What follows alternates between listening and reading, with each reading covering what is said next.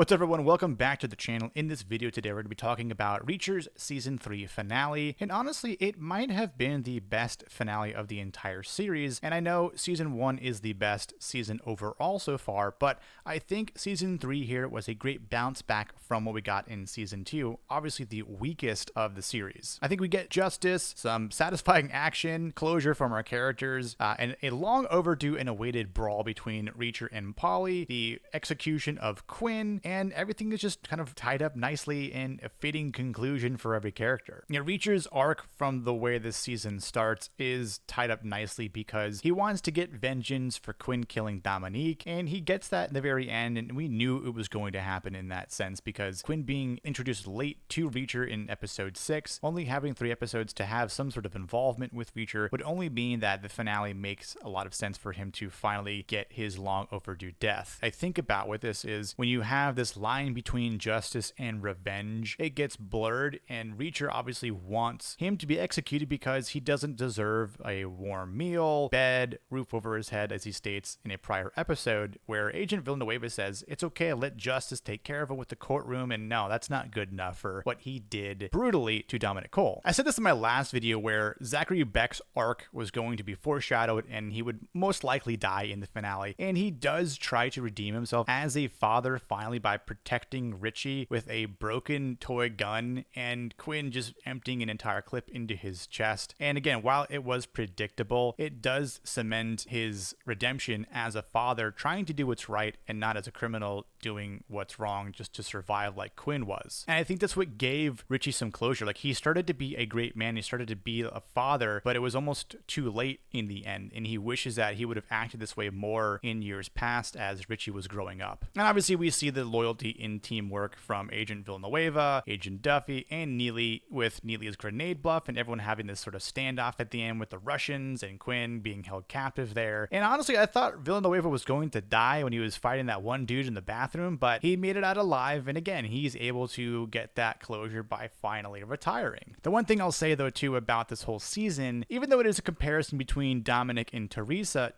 was this MacGuffin and allowing Duffy to kind of go through the same sort of parallelism that Reacher went through, but whereas Reacher lost Dominique, Teresa was not killed off and was able to be found by Duffy in the end. And again, these final moments in the episode aren't dramatic, they're quiet and reflective. Again, Richie drives away, Teresa returns home to her grandmother, Villanueva retires, Neely kind of goes on to do whatever, her spin-off show, and Reacher and Agent Duffy kind of part ways with no promises, nothing attached to one another, and Reacher kind of does what he always does and just, keeps moving forward, goes on, rides off in the sunset with his toothbrush and same clothes, and doesn't have any regret because he finally got what he wanted to do in the beginning of the season and avenge Dominic Cole. Now let's talk about the best part of the entire season and finale. The showdown, the battle between Paulie the Giant and Reacher. Again, this was a long-awaited bout that isn't just about strength, it's about this survival between two alpha males. Paulie is obviously the bigger and stronger by a foot and about 150 pounds, but Reacher was the smarter person in the end. We can see how the fight starts with a kick to the balls, and some punches leading into the garage with a lot of broken things, including a beam with some,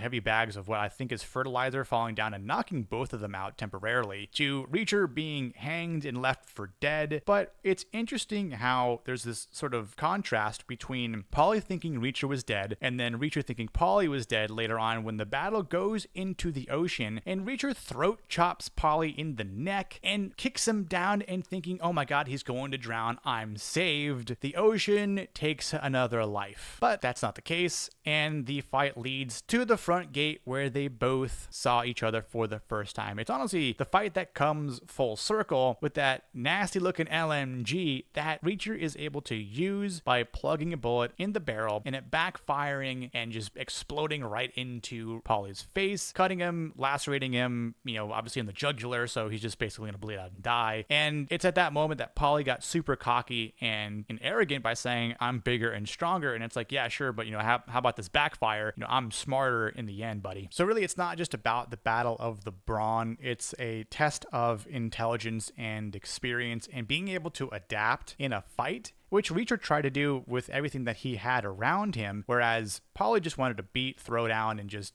harm him as much as possible. It wasn't until the end that Reacher was able to capitalize on his adaptability. Overall, a great fight. I've watched it a couple times now just to admire the sheer size and brutality of what they both were able to do. I really enjoyed the choreography of this, and again, what they sort of had. It did feel, kind of natural. Obviously, it's all, made up, of course, but I really thought it was probably one of the best fights we did get in the entire series. The interesting thing about Quinn's arc in the end is that his downfall is mirrored by his arrogance, and he always believed that he was untouchable through the end, up to the Russian buyers, even against Reacher for the second time, where he's not able to manipulate him, but it's his memory that was being suppressed this entire time after giving a second chance at life that is what killed him. Because I wonder if he was able to talk about Dominic or sort of try to make amends. It still would have worked, obviously, because Reacher was going to blow his head off no matter what. He never thought about it. He never knew exactly who Reacher was, because at that point he probably could have killed him in episode 6 and been done with it, but there again, that wouldn't have made for a good story, and we wouldn't have a further show with Reacher. So plot needs to happen, right? One of the interesting things that I find at the end with this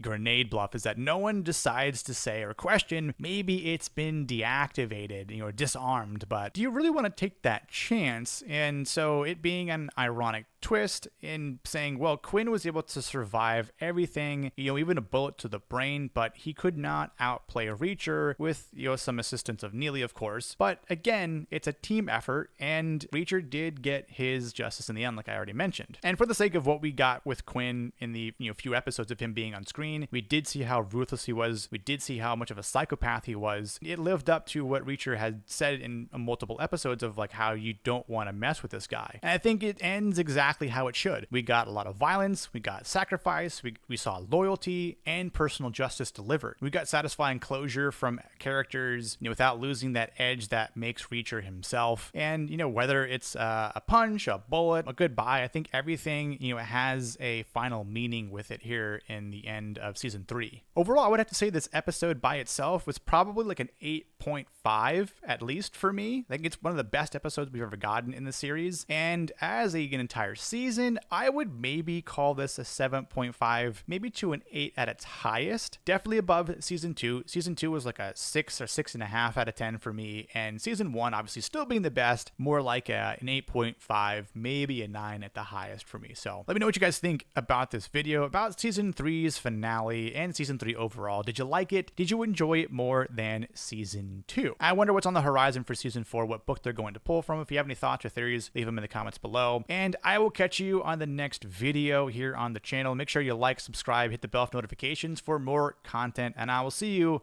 on the next one. Cheers.